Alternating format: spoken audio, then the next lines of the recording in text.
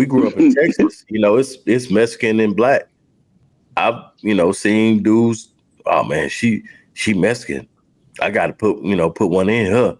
She gonna either, she got eyes. Her eyes are gray, or she got pretty hair. Woo woo woo. I've heard dudes say this.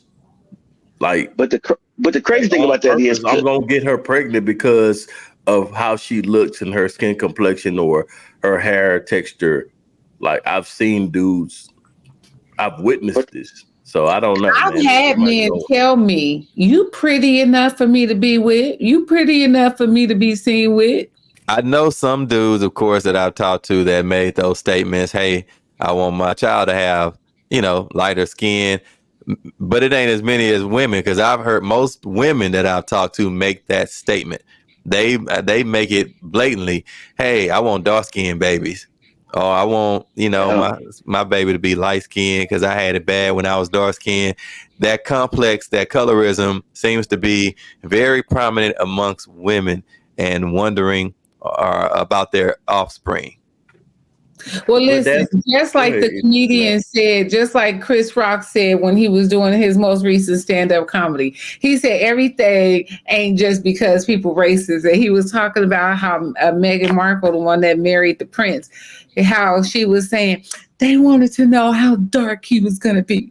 They wanted to know how dark the baby was going to be.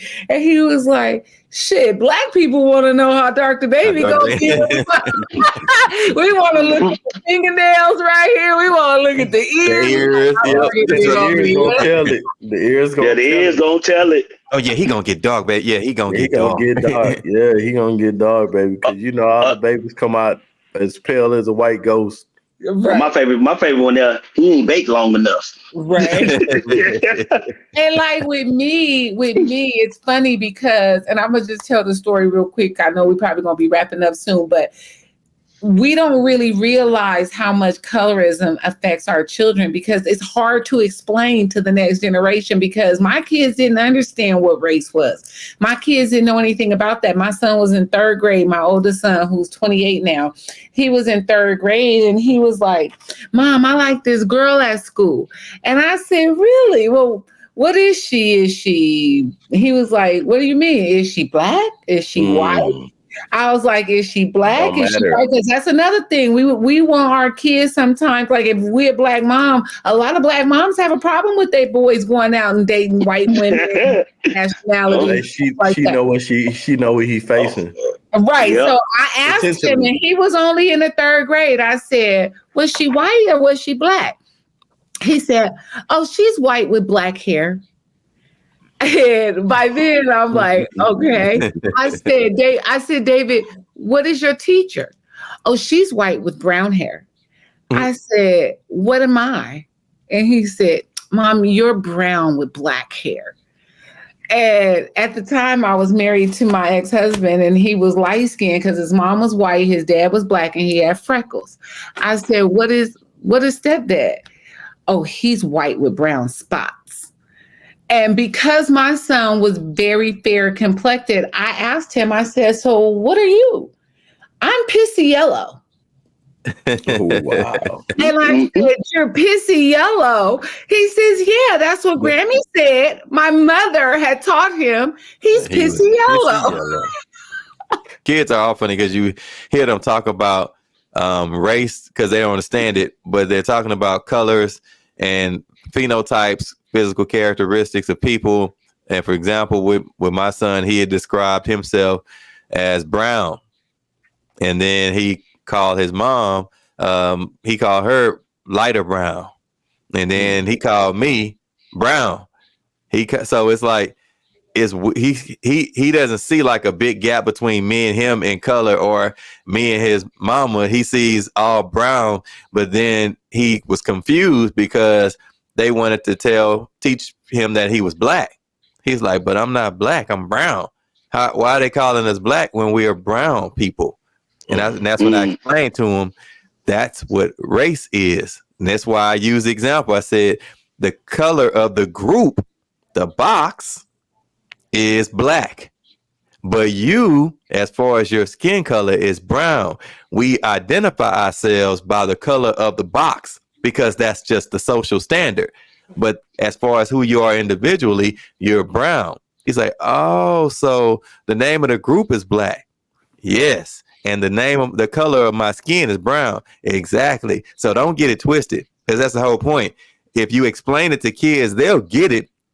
But when we start trying to identify ourselves by the box as who we are, even though we ain't stupid, it'd be like, you want me to call myself black, the color black, but I'm like lighter tan brown in the crayon box?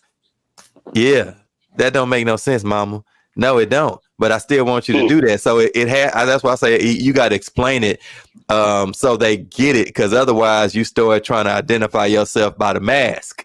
Identify yourself by the box instead of how you see yourself. And I think that's the confusing part about race.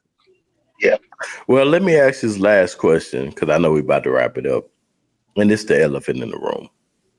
Do you feel as though the modern day, your skin complexion or your child's skin complexion has a weight or a defining mechanism in how they are moving in life in the current society right now in 2024?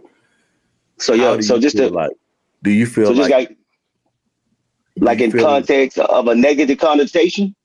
No, positive or negative. Okay. Like, do you feel as though your child skin complexion, or I ain't gonna use us because we old, we know what it is, but we thinking about the children, the kids. Do you feel as though it is still effective in the modern day, and you feel like they are experiencing something that could affect them positive or negative? Well, for me, I would say no, just because the way they were raised. I think as parents, we are our kids' first role models, and we pour into them in a certain way that, and you explain to them, like he said, how this game is played. And just because, like I said, my oldest son is Orlando. He's light skinned. My youngest is Kobe. He's fair skinned as well, and Brian is dark like me. So I think it's all about how you instill into them the confidence that they have and how they walk and how they move in life.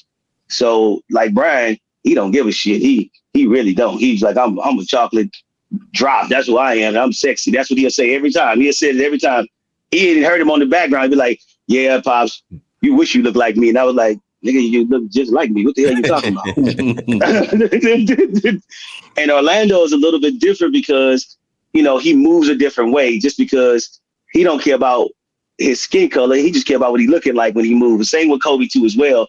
I just think about like the confidence that you instill in your children, that people on the outside can't pierce their self-confidence. So once they understand who they are, the color of their skin doesn't matter to them, but it matters to other people outside that box that we check, So it's a sticky situation, and you just got to really just check in with them periodically and see where they are in life. Because as you move up the ladder, it gets more difficult to really keep it in the, keep the confidence moving. Because, it just depends on where they are in life. So you just got to keep checking in and say, hey, hey, this and this. You just keep teaching life lessons. This is a great episode touching on colorism. We appreciate you guys selecting to support Concrete Reality TV. Be sure to like and subscribe. We got plenty more content that's coming your way. And as always, peace. As you can see, I was raised in the street.